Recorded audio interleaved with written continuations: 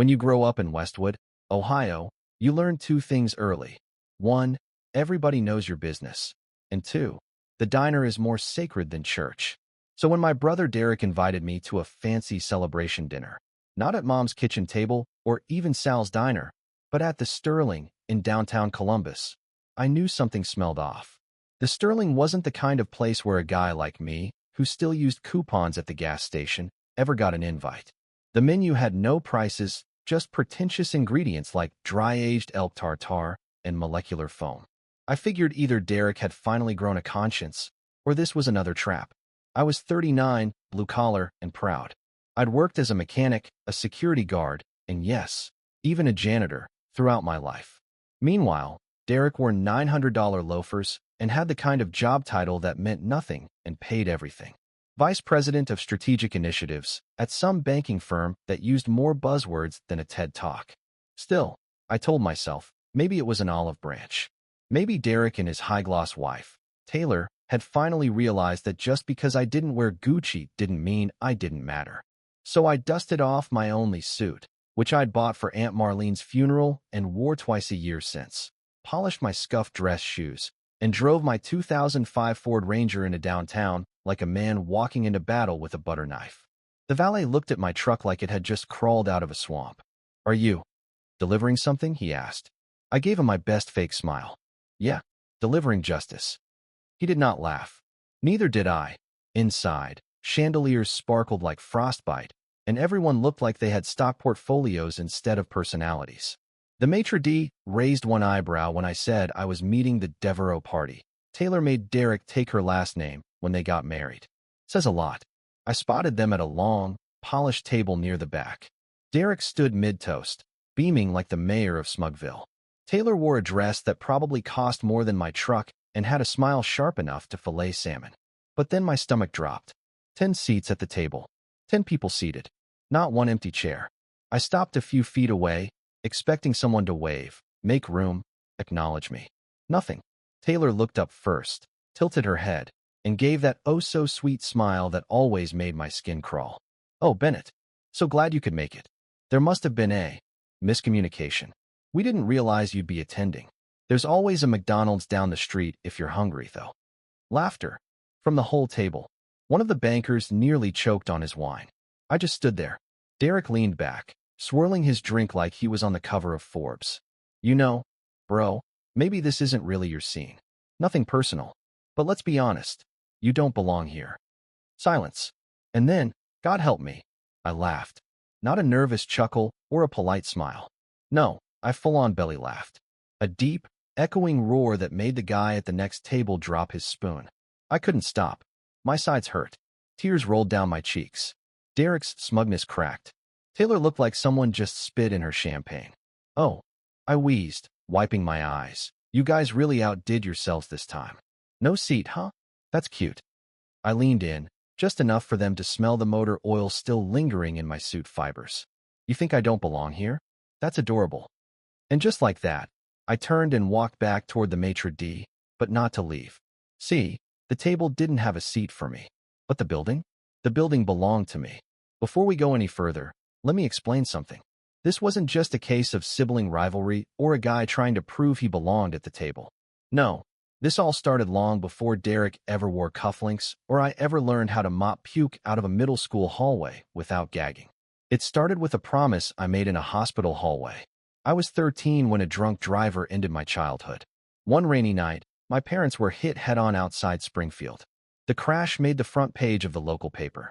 I didn't need to read it. I was already living the headline. They left behind 3 kids. Me, Derek, and our baby sister, Josie. I went from awkward middle schooler to legal guardian faster than you can say unprepared. Suddenly, algebra didn't matter. Paying the electric bill did. And diapers. Diapers mattered a lot. I dropped out of school and started cleaning classrooms at night just to keep the lights on. Derek was only 8, still young enough to bounce. But Josie was different. Fragile. Sweet. She had a laugh like rain on a tin roof and a way of looking at you like she could see straight into your soul. When she was 5, she got sick. What started as a cough became a fever. Then it became something else, pneumonia. The kind that doesn't wait for insurance paperwork. I still remember standing in that overcrowded ER, Josie burning up in my arms while I begged a nurse, any nurse, to help. But we weren't the right kind of sick. Not private insurance sick. Not name on the building sick. So we waited and waited until it was too late. I held her as her tiny body went still. I remember the silence. Not in the hospital. That place was chaos. But inside me, everything just stopped. The machines, the nurses, the yelling, it all blurred into white noise. What remained was the unbearable weight of powerlessness. And guilt. God, the guilt. That night, in our drafty little apartment, I sat with her teddy bear in my lap and whispered a promise into the darkness. Derek will never know what this feels like. Not as long as I live. That promise became my compass. Every job I took, every meal I skipped, every night I didn't sleep. I wasn't living for me anymore. I was building a wall of money, opportunity, and privilege around Derek so that no pain could reach him. While I unclogged toilets and scraped gum off gym floors, he went to private school. While I read business textbooks under a flickering security light, he drove to prom in a brand new BMW I couldn't afford to fill with gas. He never asked where the money came from. He never had to. He graduated summa cum laude from Northwestern. I paid the full tuition by selling everything we had left from our parents. Jewelry, records, even Mom's old piano. When he got a job offer in Chicago, I covered his first 6 months of rent. And when he met Taylor, the girl whose laugh could curdle cream, I funded the entire wedding. 200 grand, gone in one glitter-drenched afternoon. I stood in the back in a second-hand suit, watching them toast to a future I had built for them on the ruins of mine. But I never complained. Not once. Because that promise, that one whispered oath in a hallway that smelled like antiseptic and despair, was all I had. Until one day, I realized that promise had turned me into a ghost in my own story. Derek never looked back. Never wondered why I hadn't come to visit. Never called to ask how I was doing. I wasn't family anymore. I was foundation. The foundation he stood on to climb higher. And one day, I looked up and realized I was buried beneath it. But what he didn't know was that I had built more than just his future. In those lonely nights, while the rest of the world slept, I studied. I saved. I invested. I took every spare dollar and turned it into 10. And when I finally bought the Sterling, the very restaurant where he just tried to humiliate me, I knew the day would come when I'd stop being a ghost and start haunting him. You ever watch a magic trick and realize halfway through the magician isn't using sleight of hand?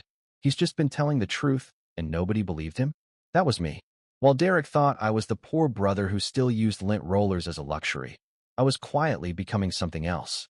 A ghost with a bank account. See, after Josie died, after Derek started calling me Benny like I was the family mascot, I stopped trying to be seen and started building. Not a life. An empire. During those long graveyard shifts as a security guard, while other guys watched TV or snuck naps, I read. I devoured everything I could get my hands on. Finance books, business case studies, real estate blogs. The janitor with dirt under his nails was suddenly making calculated moves in stock portfolios. I didn't start big. I couldn't. I had maybe 3,000 in a coffee can. But I knew pain. I knew risk.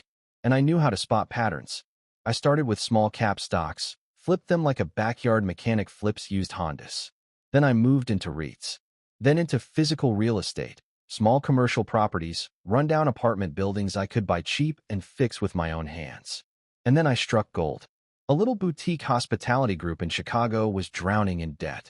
The parent company was on the verge of liquidation. Nobody wanted it. So I bought it. All of it. And with it came one of their crown jewels, the Sterling. I didn't gloat. I didn't announce it on social media or invite Derek to lunch just to lord it over him. Instead, I did what I'd always done. I shut up and worked. I kept my life the same, drove the same beater truck, lived in the same one-bedroom walk-up in Dayton, ate gas station sandwiches, because I wanted to see. I wanted to know who loved me without the shine. Spoiler alert, it wasn't Derek.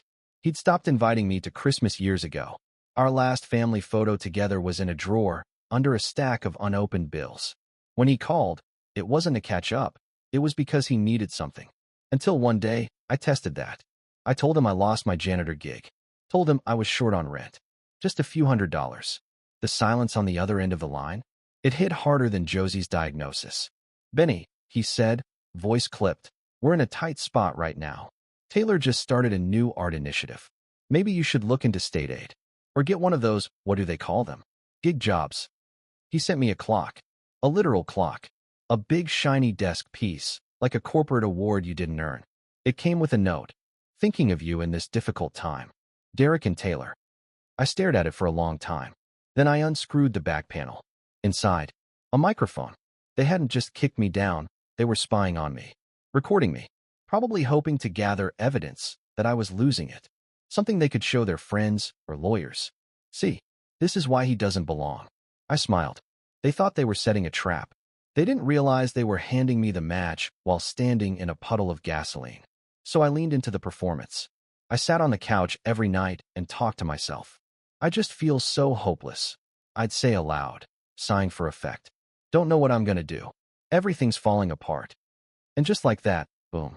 A week later, Derek called, full of syrup and smiles. Hey, buddy, we're having a little dinner to celebrate my promotion. Thought you should be there.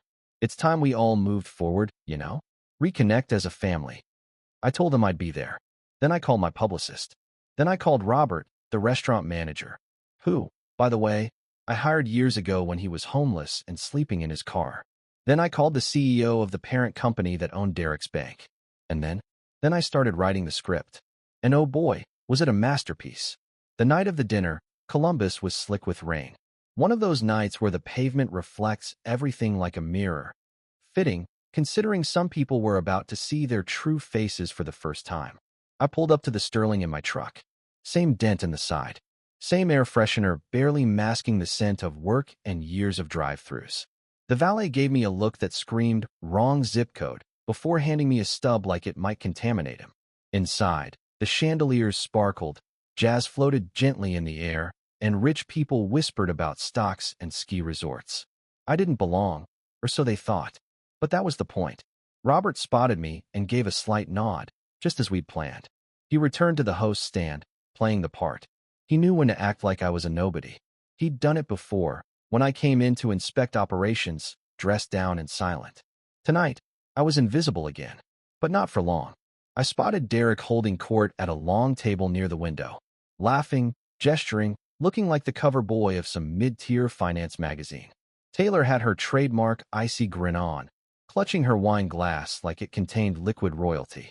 Around them, 6 colleagues laughed too hard at his jokes. There was no chair for me. On purpose, I walked toward the table. Derek didn't even stand. He saw me, knew I was coming. His smirk twitched slightly, just for a moment. I stopped near the table, hands in my pockets. Taylor was first to speak, her voice smooth as dry-cleaned silk. Oh, Bennett, so glad you could make it. There must have been a mix-up. The table's full.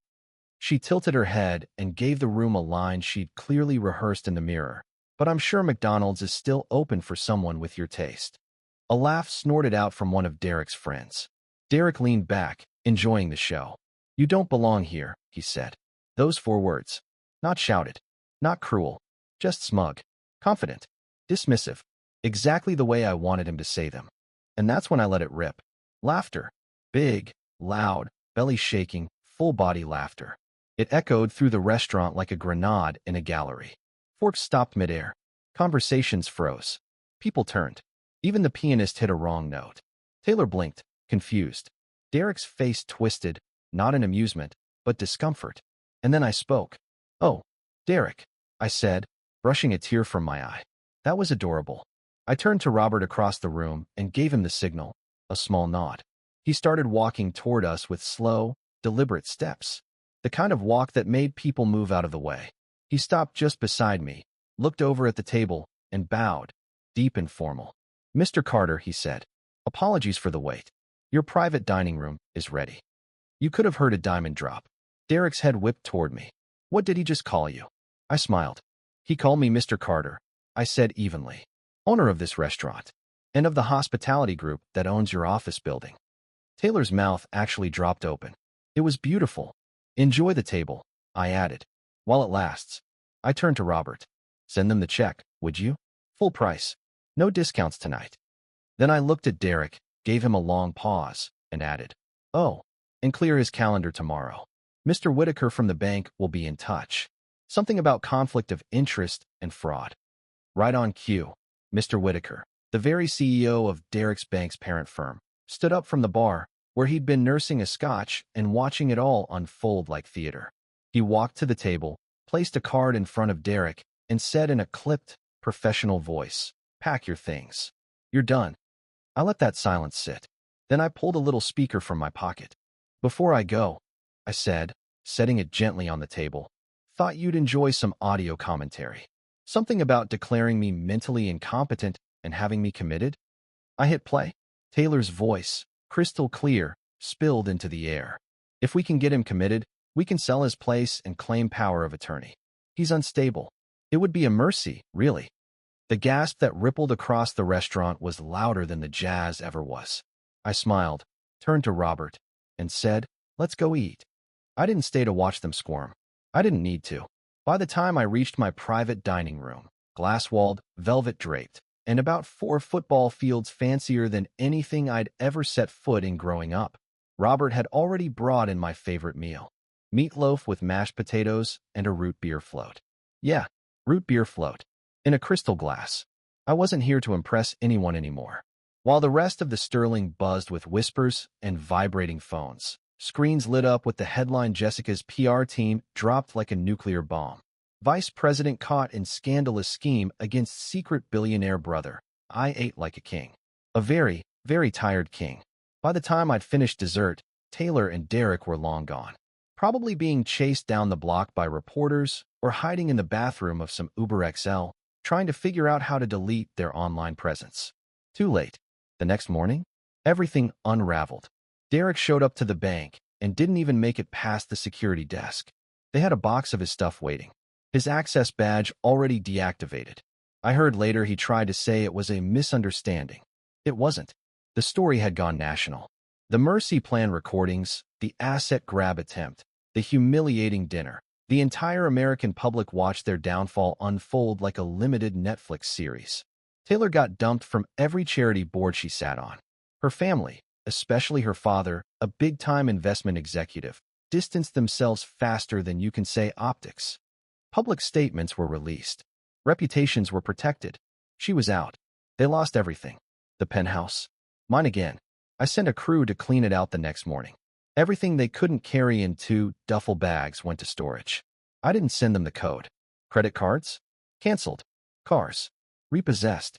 By Friday, they were holed up in a Motel 6 on the edge of the city, wondering how their lives had gone from upper crust to instant noodles. And that's when they asked for a meeting. They didn't have my phone number anymore, of course. The request came through my lawyer. Said they wanted closure. Closure? That's rich. But I agreed. Not because I wanted revenge. I'd already had that, served like a steak tartare with a side of poetic justice. No, I went because I needed them to see it. Really see it. We met in my old apartment, the 1-bedroom shoebox I'd lived in for nearly 3 decades while they toasted champagne with money I earned mopping floors. I hadn't touched the place since moving out, except to keep the lights on. The walls still smelled faintly of bleach and old ramen. I'd staged it for maximum impact. 1 folding table, 3 chairs, a manila folder in the center. Derek looked like someone had deflated him. He wore a wrinkled, off-the-rack suit that didn't quite fit, like a boy trying on his dad's clothes. Taylor had no makeup, no jewelry, just a hoodie and jeans.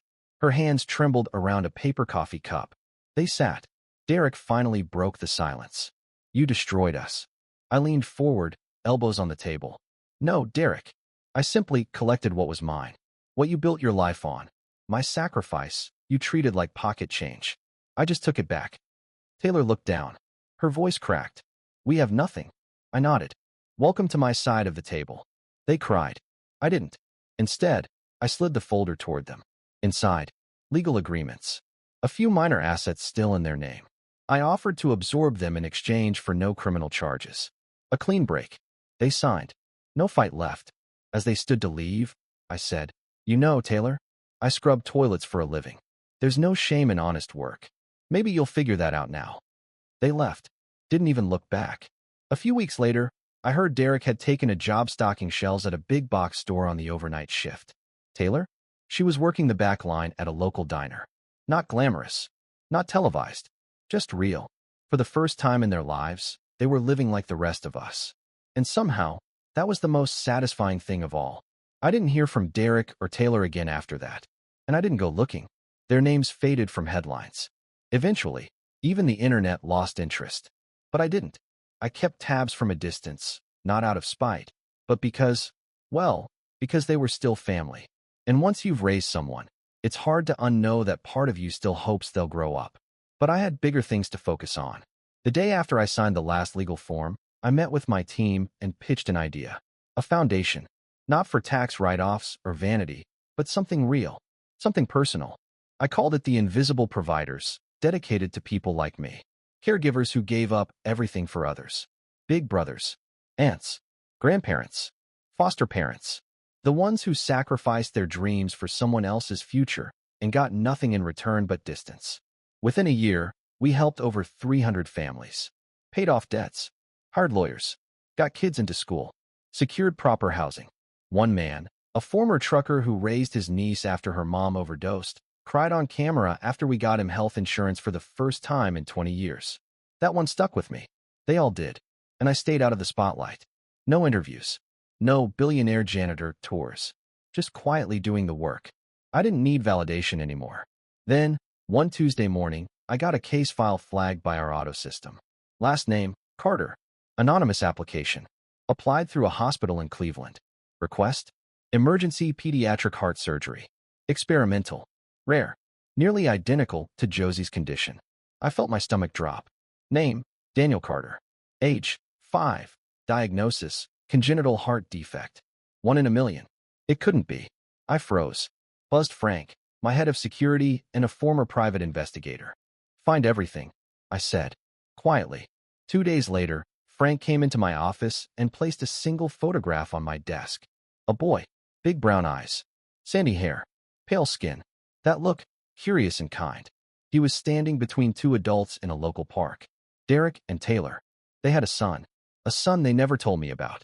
A son I had unknowingly saved. 3 years ago, I'd made an anonymous donation through one of our pediatric medical grants. I recognized the file number now. It had gone through without my name. Covered the entire cost of Daniel's first procedure. The betrayal felt sharp again, like a reopened wound. They'd hidden a sick child from me. From the one person who could have understood. I didn't yell. I didn't scream. I drove. 2 hours outside Columbus, I found their apartment. Peeling paint. Second-floor unit. Taylor answered the door, pale as a ghost. Ethan, she whispered. Derek appeared behind her, looking older, thinner, tired in a way that had nothing to do with money. Can we talk? I said. They invited me in. No scripts this time. No manipulation. Just 3 broken people in a cheap living room. And then Daniel walked in. Hi, he said. Are you my uncle? I looked at him. At Josie's eyes on his face. And for a second, everything stopped. Taylor pulled him gently back to his room. Then she returned, wiping her eyes. We didn't tell you, she said.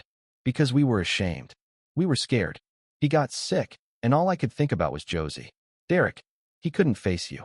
Couldn't face how we'd failed. Derek sat down, burying his head in his hands. It was the worst thing I ever did. And you know what? I believed him. Because for the first time in 30 years, he wasn't wearing a mask. I paid for Daniel's surgery, I said softly. They looked up, stunned. 3 years ago. You didn't know? But I knew the second I saw his name. Silence. Taylor cried again. This time I did too.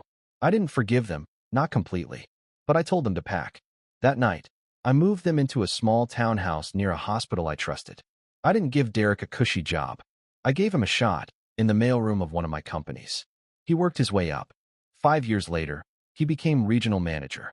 Taylor? She started cooking. Found joy in it. Took night classes. She's now the executive chef at the Sterling. She earned it. Not from me. From herself. And Daniel? He's 10 now. Healthy.